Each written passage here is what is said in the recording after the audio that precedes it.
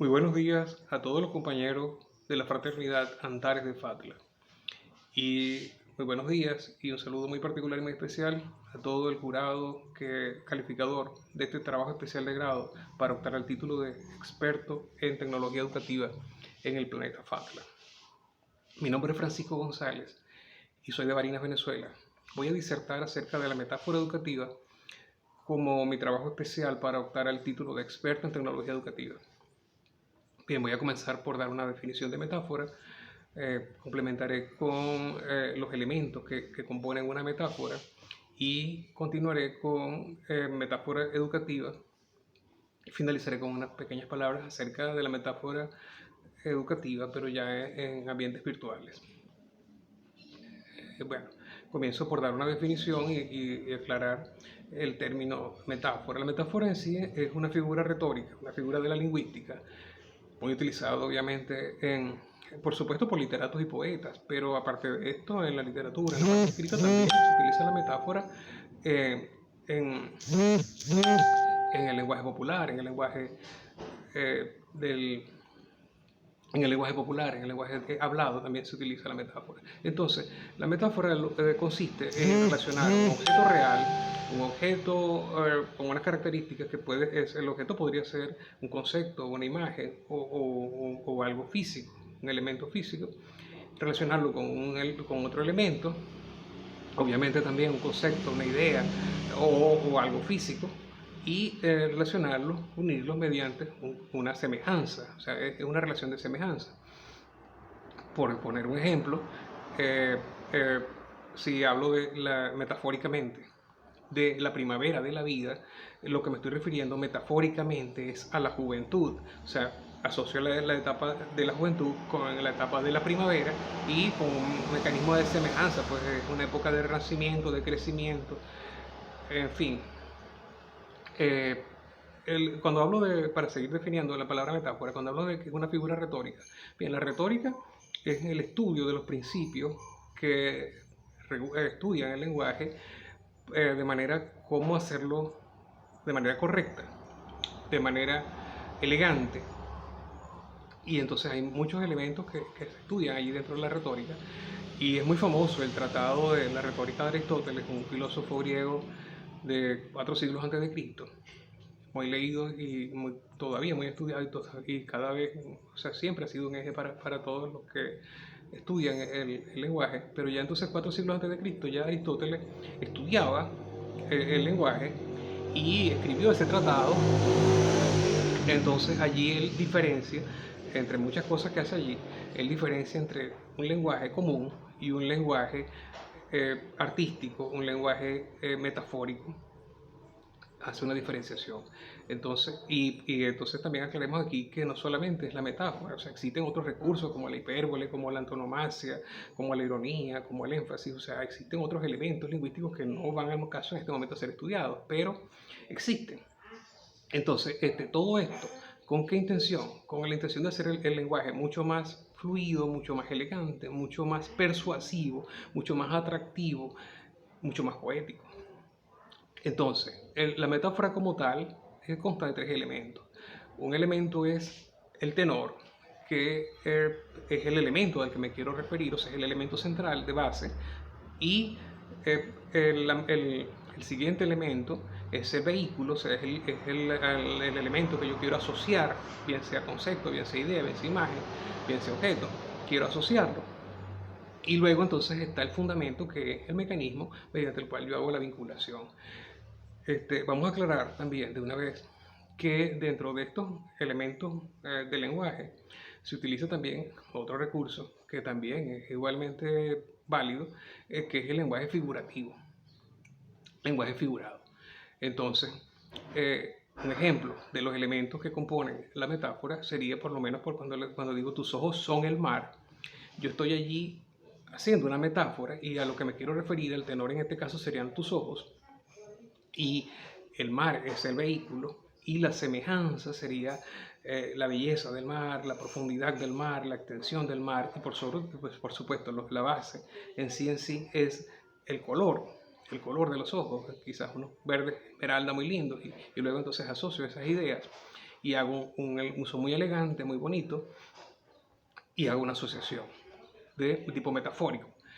Entonces, utilizando estos tipos de recursos, como la metáfora, se utiliza entonces en muchísimas disciplinas, en muchísimas áreas del conocimiento humano. Y entonces, por decir algo, los periodistas lo utilizan, la metáfora, para enriquecer y presentar de manera muy elegante sus tratados. Lo mismo lo hacen los escritores.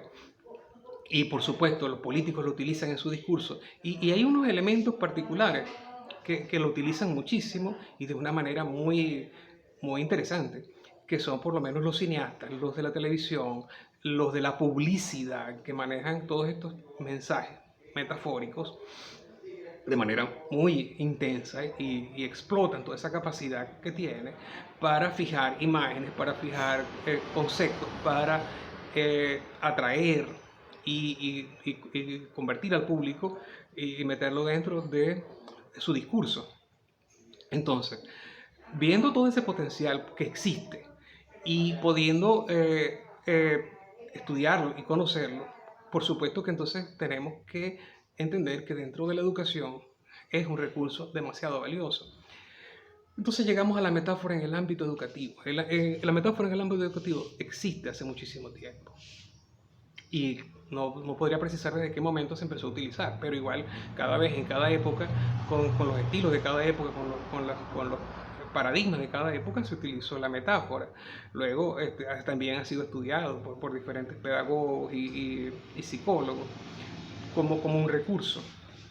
Ahora, lo que sí es importante es que ahora tenemos entonces que ese recurso existe, y si vemos todo el desarrollo y el uso que se le está dando en áreas como el cine, como la televisión, donde están las personas, a mi entender, las personas más creativas, laboran en esas áreas, entonces tomar esos conceptos y replantearnos entonces nuestro trabajo como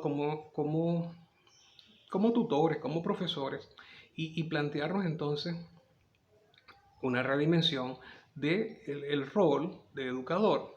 Y entonces ya, no solamente, a lo mejor es probable que venimos haciendo un trabajo de manera tradicional, de manera convencional, y probablemente a lo mejor es un poco aburrido, a lo mejor ya está un poco caduco, pero en fin, lo que sí es importante es que tenemos una base de conocimientos muy importante y que podríamos redimensionar, replantear todo esto, solamente que ahora podríamos enriquecerlo con recursos.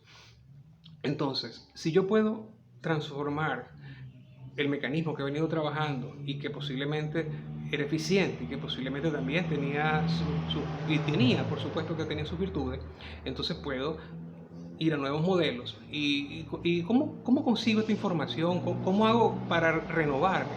Bien, tomando cursos, bien estudiándose también los elementos que hay allí en el internet y asistiendo a cursos formales. ¿Para qué? Para conocer otras maneras de presentar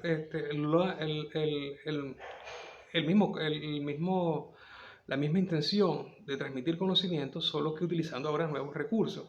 Entonces, cuando asimilo esos nuevos conceptos y esas nuevas ideas, mediante cursos, mediante estudios, mediante preparación personal, entonces estoy creciendo, estoy mejorando y por supuesto me estoy renovando. Y entonces, dentro de este nuevo ambiente educativo, tengo que entonces primero la oportunidad de transmitirle a los alumnos mi mensaje, mi trabajo, pero de una manera más participativa, de una manera interactiva. Y además de eso, al utilizar la metáfora, también de una manera más lúdica. Y entonces estoy creando un nuevo paradigma de educación. Estoy participando, por lo menos porque ya esto está creado. Estoy participando en ese nuevo paradigma.